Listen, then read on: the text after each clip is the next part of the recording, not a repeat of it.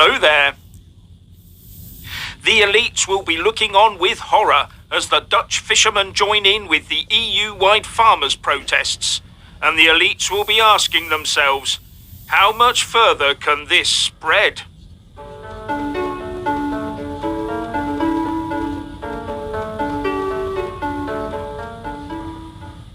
The now continent-wide protest against the elites' attack on our food production gets to a new level every day.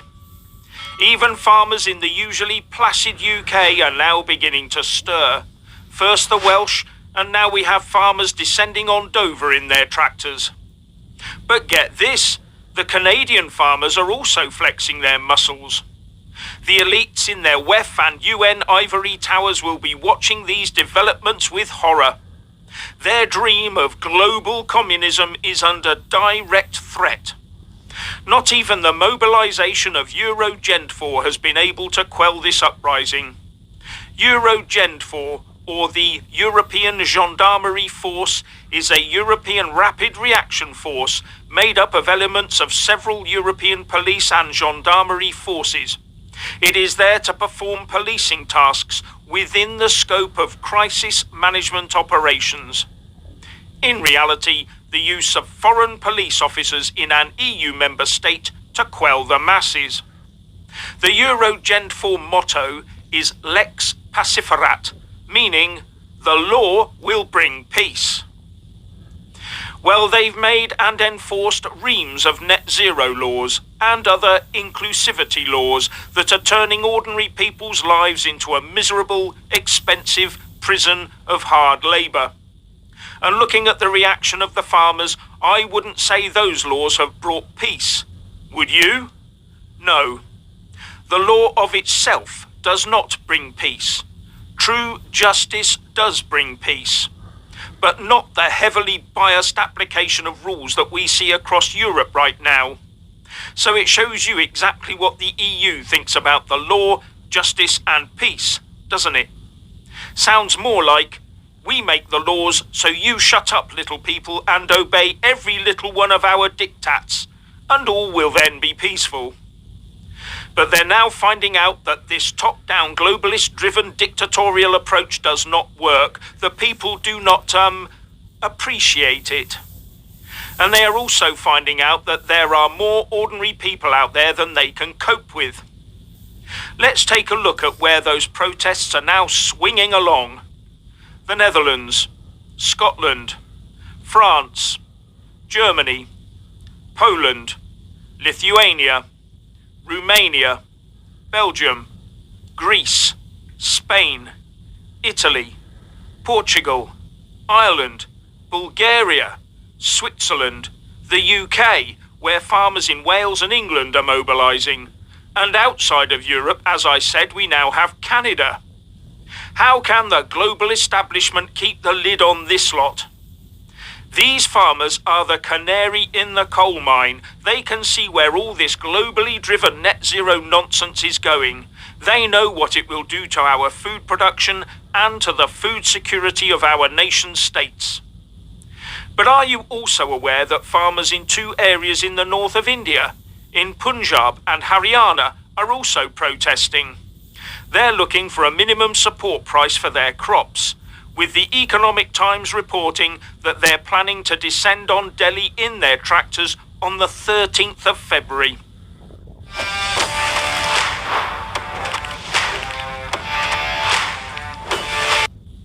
Isn't it strange how governments across the world are all failing their farmers and therefore failing the people they're meant to ensure get food?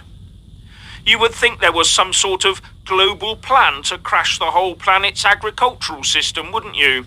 So they could then build it all up again the way they want it to be run, i.e. not for our benefit. After all, only the self-proclaimed elite are good enough to enjoy the fat of the land and travel at will. The rest of us must save the planet by living crowded into hovels in 15-minute cities waiting for the insect Meals on Wheels electric delivery truck to arrive in our street. On top of that, the younger amongst us in the developed world are being psychologically nudged into foregoing parenthood. They are being slowly led down the path of thinking that they should not have children of their own so as to save the planet. The establishment wants their lineage to be eradicated from the gene pool. Just look around Europe, America, and elsewhere and check out the calamitous drop in total fertility rates. They are expecting people in the developed world to resign from the gene pool. But you can be sure that the elites won't be doing that. Both Klaus Schwab and Bill Gates have offspring, for example. And look at the royal families. Their genes will continue to flow into the future. They'll make sure of that. Because they understand the concept of lineage, and dynasty is extremely important to them. What gives these so-called elites the right to nudge ordinary people out of the gene pool for all time? So they convince us not to have children, either because we feel guilty about putting more pressure on the planet, or because we simply can no longer afford to have them. But at the same time, they ensure our country's borders are wide open, so that the population numbers can increase completely unfettered. Don't try and tell me this is all unconnected. And the three weapons the elites bring to bear against us while they push their agenda forwards are to either claim you are a climate change denier or a xenophobe, or to push the health emergency alarm button and lock everyone in their homes. And once the UN's World Health Organization pandemic treaty is in place. But those weapons are fast running out of ammunition. They no longer instill fear in the masses, and they no longer stop people openly talking about the dark place into which humanity is now being herded. The people now see through the elites who strut about the place doing everything that they tell us not to do, and the people have had enough. If the elites aren't panicking, maybe they should be. Firstly, I would like to congratulate England for when they accidentally beat Wales in the rugby match yesterday with their unconvincing temporary victory over Wales. Yes, well done, England, in a match that wasn't fixed at all. No.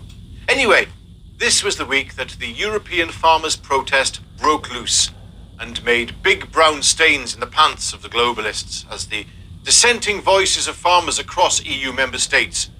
Those voices were backed up with severe action. Yes, fear was the dish the farmers served to the satanic globalist lefty fascists.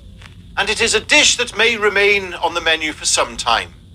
Once again, support from the left of politics for farm workers and their rights was completely absent, and farmers were branded as far right by the liberal lefties, who once again misappropriate the term far right and prove that the far left and the far right are exactly the same thing in doing such a misappropriation. And now it looks like the Welsh farmers are about to join in and stand up to the Welsh globalist power-mad dictator Mark Drakeford. And I could not be prouder of the farmers here in Wales.